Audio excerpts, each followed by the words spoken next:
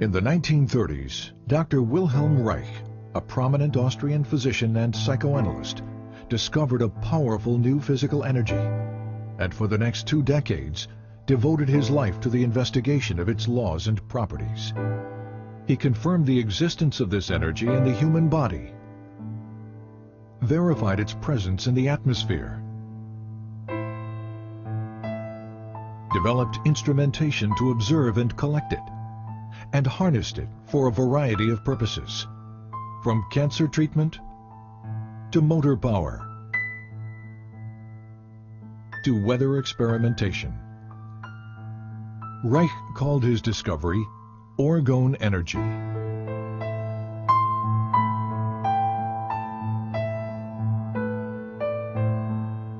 But tragically, it was a discovery that the world was not ready for.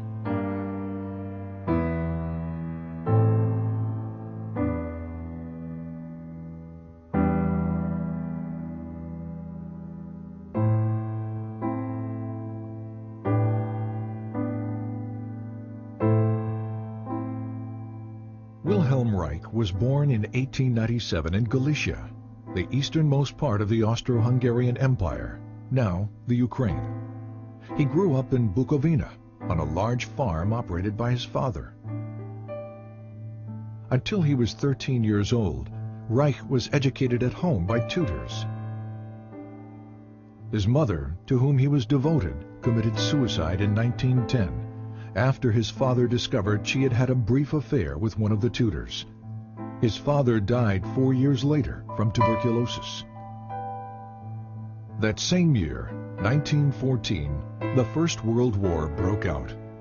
Within days, Russian troops swept through Bukovina. Reich narrowly escaped being sent to Russia as a hostage and had to flee his home. Later he wrote, "I never saw either my homeland or my possessions again. Of a well-to-do past, nothing was left." For the next 4 years, Reich served in the Austrian army, experiencing what he called the war as a machine. In 1918, the war finally ended. Germany and Austria were defeated. The Austro-Hungarian Empire was broken up, and Bukovina became a part of Romania. Alone, homeless, and intellectually starved after 4 years of war, Reich entered the medical school at the University of Vienna.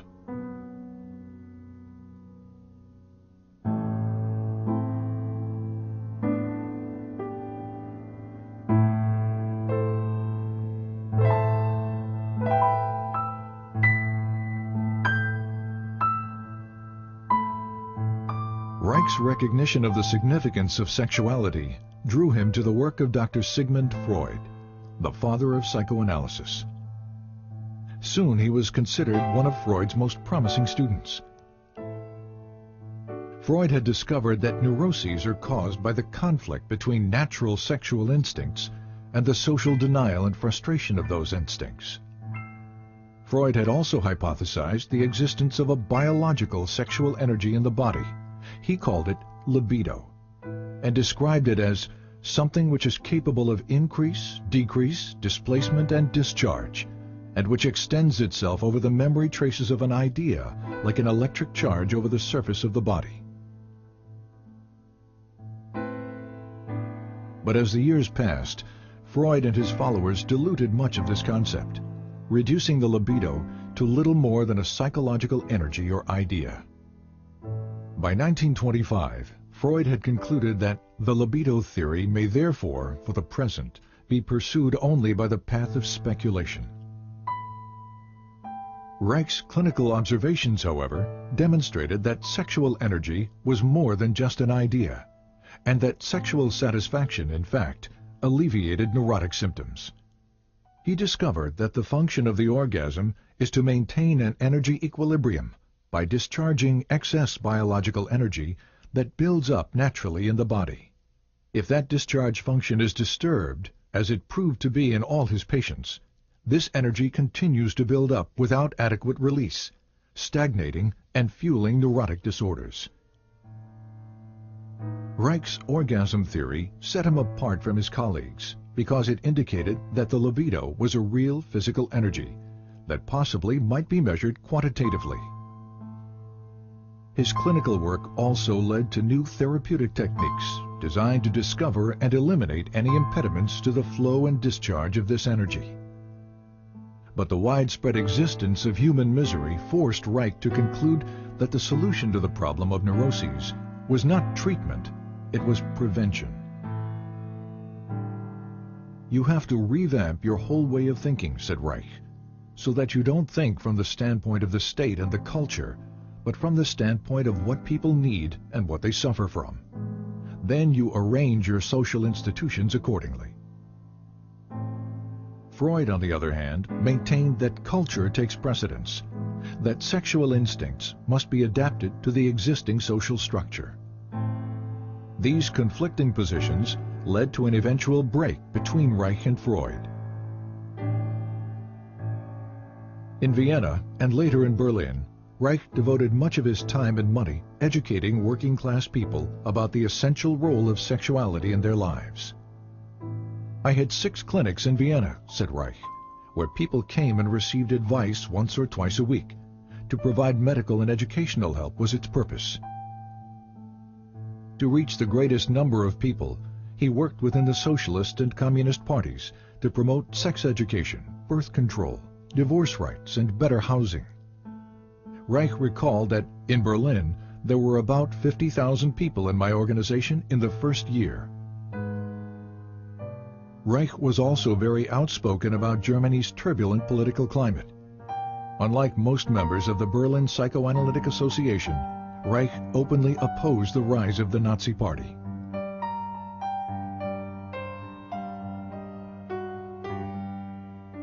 But his activities exacted a high price.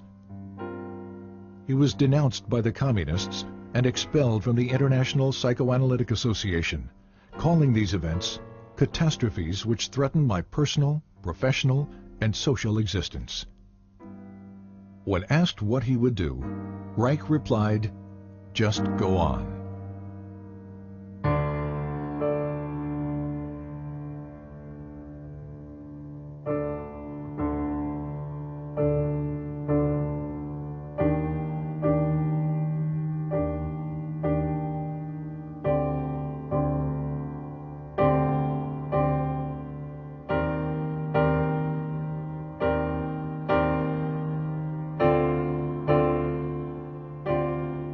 University of Oslo, 1935.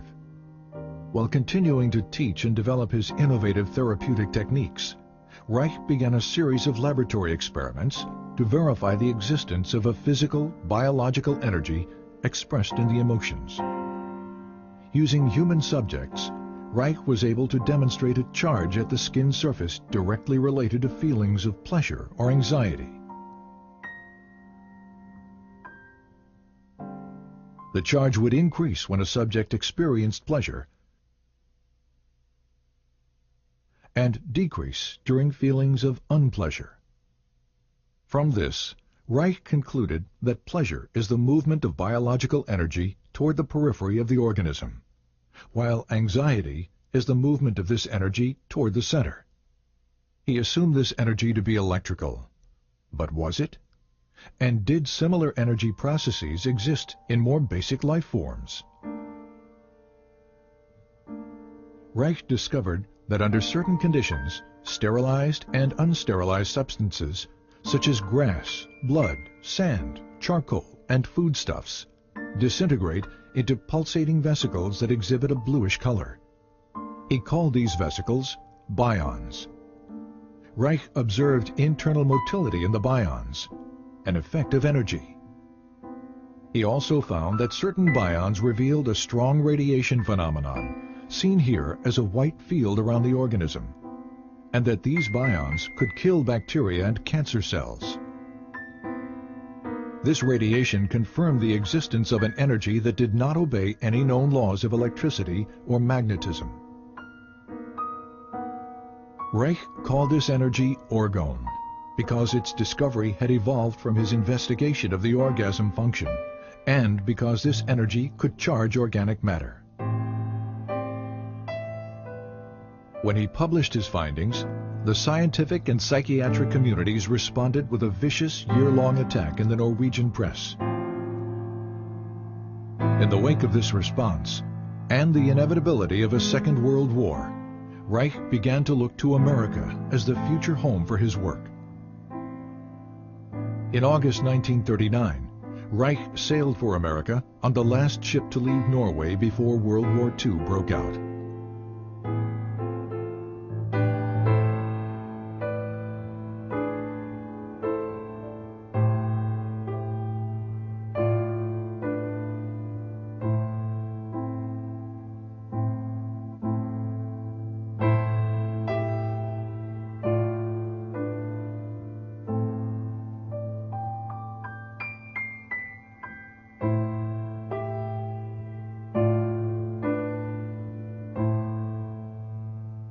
Reich settled in the Forest Hill section of New York City. He taught at the New School for Social Research in Manhattan.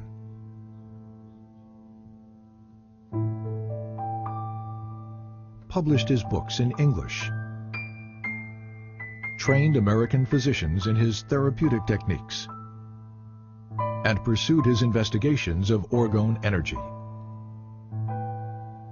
Since the energy appeared to be everywhere and to permeate all substances, Reich had to find ways to isolate and collect it in order to study its functions and make it usable.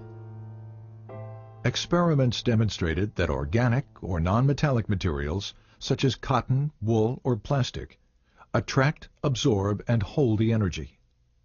Metallic materials, steel or iron, attract the energy and quickly reflect it in both directions. On the basis of these experiments, Reich constructed small boxes with alternating layers of organic and metallic materials, with the inner walls lined with metal. The organic layers attract the atmospheric orgone energy, which is then directed inward by the metal layers. Any energy reflected outward by the metal layers is reabsorbed by the organic material, attracted back to the metal and directed toward the inside of the box. The result, a higher concentration of orgone energy inside the box. The more layers, the higher the concentration. This accumulation of energy can be verified in a variety of ways.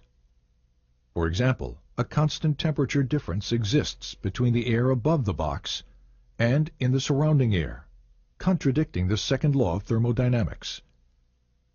There also exists a slower electroscopic discharge rate in the higher orgone concentration within the box. These layered boxes, known as orgone energy accumulators, became a valuable tool in Reich's scientific and medical research. Initially, they were used to observe visual manifestations of orgone energy within the enclosure, and to test the effects of orgone radiation on cancer mice. Because his results with cancer mice were so promising, Reich decided to test the effects of orgone radiation on human subjects. He constructed orgone energy accumulators that were large enough for a person to sit in, and in 1942, he began experimental treatments with cancer patients. They were all terminal cases. Reich promised no cure and charged no money. Over a period of time, the patients showed marked improvement, relief of pain, healthier blood condition, weight gain, and the shrinkage and elimination of tumors.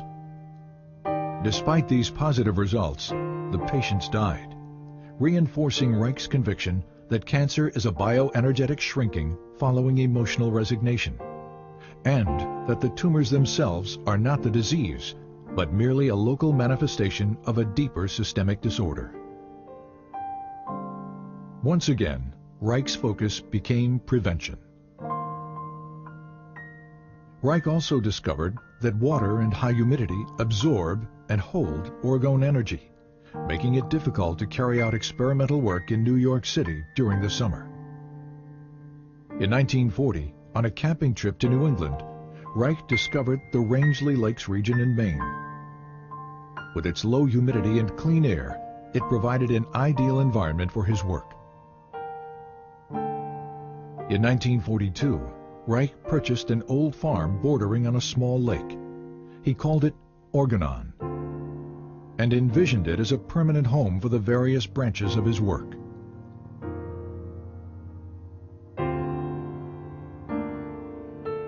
In 1945, a student's laboratory was built.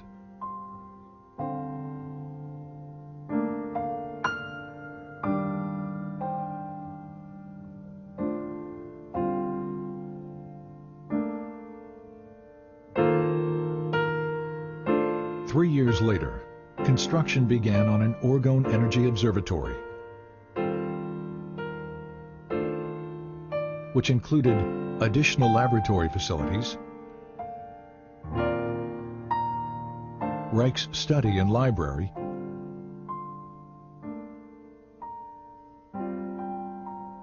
and outdoor observation decks.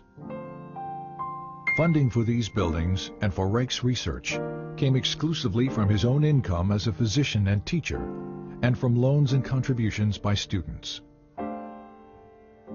By 1947, after less than 8 years in America, Reich's work was attracting considerable interest as Orgone research expanded into new areas of psychiatry, medicine, and biophysics. One of Reich's most significant new developments was the discovery of a motor force in Orgone energy that had enormous practical implications. Here, Reich demonstrates a small motor being propelled by Orgone energy from the body. And here, motor power is provided by Orgone energy harnessed from the atmosphere.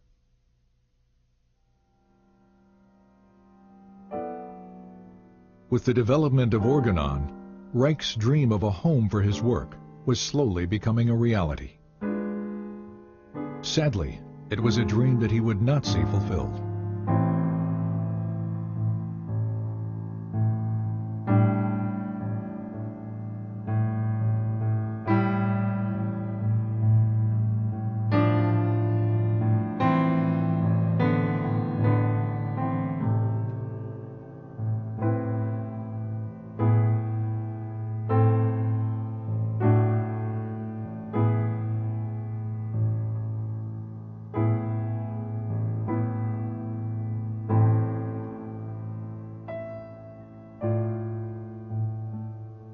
In 1947, this article written by freelance journalist Mildred Brady appeared in New Republic magazine.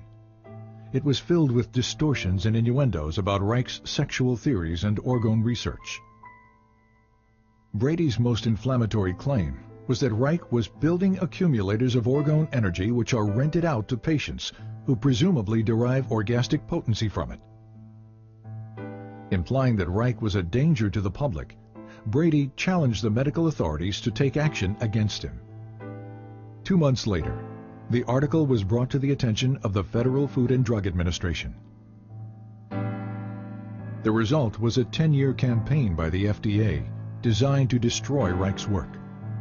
The FDA focused on the Orgone energy accumulator, which Reich and other physicians were using experimentally with patients.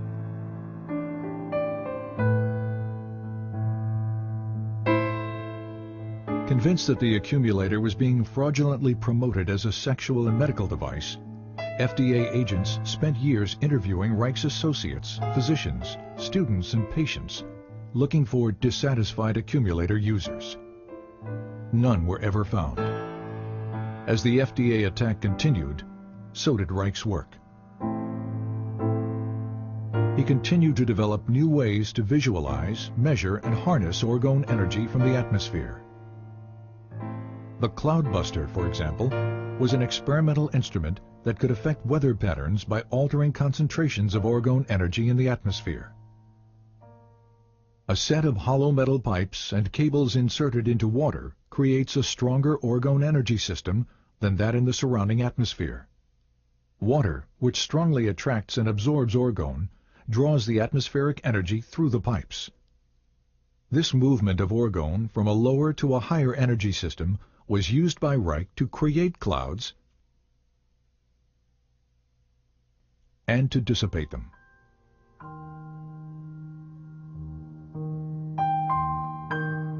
In 1953, during a long drought that threatened the Maine blueberry crop, several farmers offered to pay Reich if he could bring rain to the parched region. The Weather Bureau had forecast no rain for several days when Reich began his cloud-busting operations. 10 hours later, a light rain began to fall. Over the next few days, close to 2 inches fell. The blueberry crop was saved.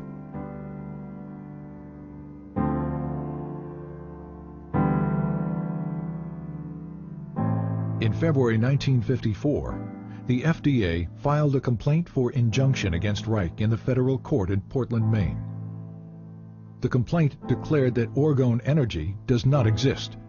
It asked the court to prohibit the shipment of accumulators in interstate commerce and to ban Reich's published literature, which they claim was labeling for the accumulators. Reich responded to the complaint with a lengthy letter to Judge John Clifford, explaining that he could not appear in court since doing so would allow a court of law to judge basic scientific research. Scientific matters, he wrote, can only be clarified by prolonged, faithful, bona fide observations in friendly exchange of opinion, never by litigation. I therefore submit, in the name of truth and justice, that I shall not appear in court. Judge Clifford did not accept Reich's letter as a valid legal response, and the injunction was issued on default, as if Reich had never responded at all. But the injunction was even more excessive than the initial complaint. It ordered that all Orgone energy accumulators and their parts were to be destroyed. It ordered all materials containing instructions for the use of the accumulator to be destroyed as well.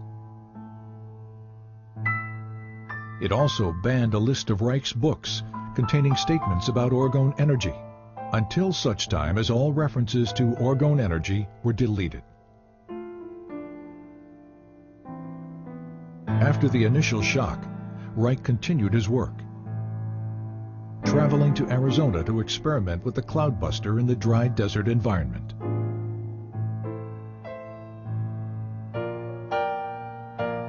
While he was there, and without his knowledge, one of Reich's students, Dr. Michael Silvert, moved a truckload of accumulators and books from Rangeley, Maine to New York City, a direct violation of the injunction.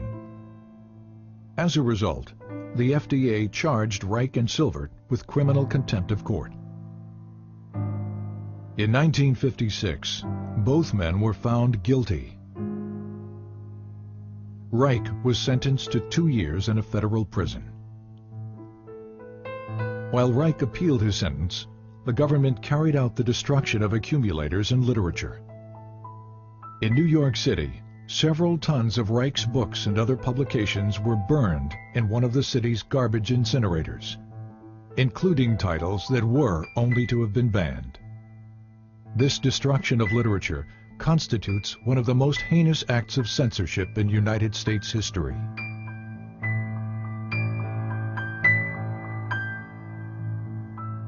All appeals denied, on March 11, 1957, 2 weeks shy of his 60th birthday, Wilhelm Reich was imprisoned at the federal penitentiary in Lewisburg, Pennsylvania. He died there of heart failure 8 months later, on November 3, 1957, and was buried at Orgone.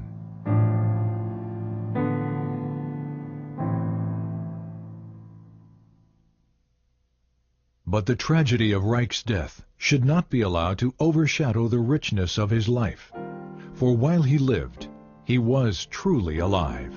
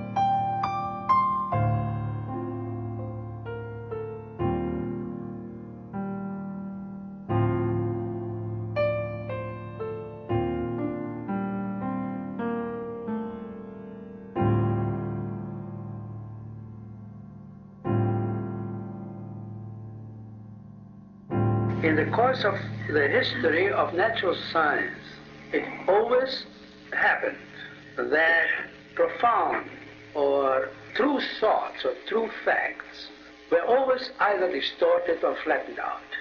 The danger, especially of distortion, is particularly great in the case of orgonomy. We must be scientific, we cannot be political in these matters. And I personally declare that I will be the first to fight with all my strength, with whatever I've got, against such a distortion of our principles.